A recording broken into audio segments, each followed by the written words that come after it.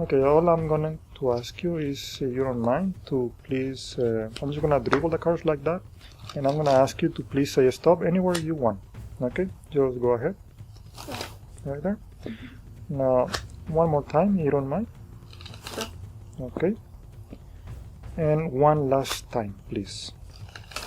Okay. Now, keep in mind that you say stop right in this pile, in this one, this, and this. Well, nice job. And actually, you don't only found the aces, but you also found the kings as well. Nice job. Okay, so the way this technique actually works, I try to keep the force card about 2/3 from the top. I try not to keep it in the middle.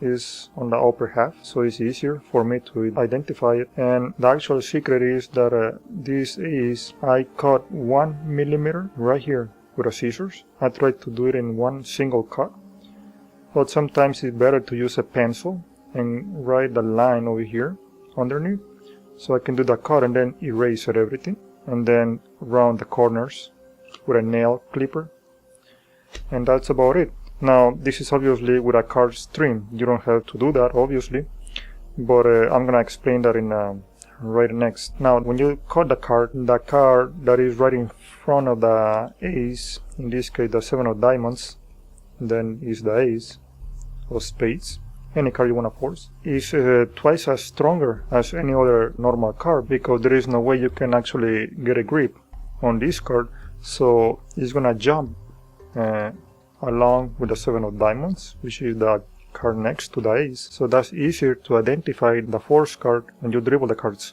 To have an easy dribble, it's imperative that you bend the cards this way, because if they are like this, the dribble is going to be more complicated.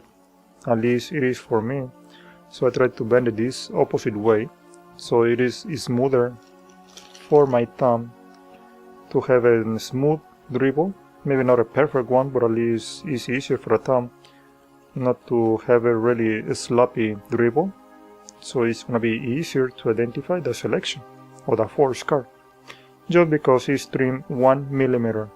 It is important, so it's not that obvious. And also check the white borders, because sometimes it's not perfectly aligned, the printing, so this side of the white border, it may be thicker than this other side, so you don't want to cut the narrow line.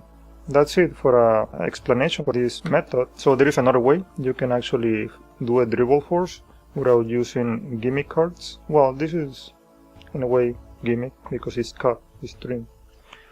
But for example, I want to force the king of spades. I have it on top. I try to cut at least half of it. Then I cut half, and then I keep cutting a little bit more chunks, and then I keep a pinky break right above the force card.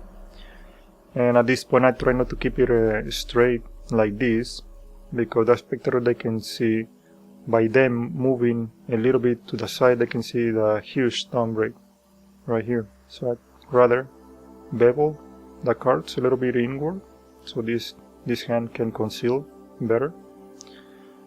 And all you need to do is, as soon as you hear the spectator saying the first letter of the word, whatever, stop,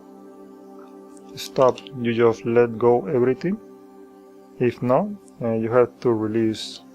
They want to say stop somewhere above the break, then just drop everything. But you try to go slowly, obviously, so you don't reach the break, the thumb break, until you even hear the first letter of the word stop. Over here, second, third, and fourth finger covering in the front, so they don't see any pinky break. Sometimes when you keep the break in the back, they can see a little line or gap separation in the front, so you can cover in the front anyway, just in case. They say stop, let go everything with a thumb, and you can just force or give this card away. And that's a nice easy method, to force any card.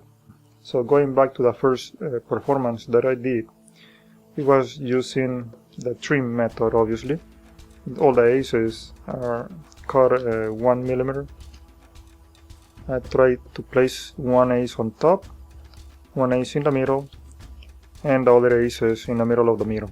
Okay, just equally separated. And over here I have the ace of hearts. I try to place the king of hearts, and right next I want to place another king over here. I have the ace of spades, and right above the ace there is another king. Then I'm gonna place another king over here. I just want to make sure it's the ace of diamonds. Then I'm gonna use the king of diamonds right above the ace, and the last king right next to the next ace. So when the spectator says stop, I stop in the middle, obviously. Stop right here. I cut and I leave it on the table. And because using the same trimming method, I can go straight to the short card, which is an ace. You can feel it. You cut over here. Once again, they say stop. They stop right in the ace. There is a king right underneath, right next. And they cut a niche in every ace. And because of the setup, they also found the kings. And that's it.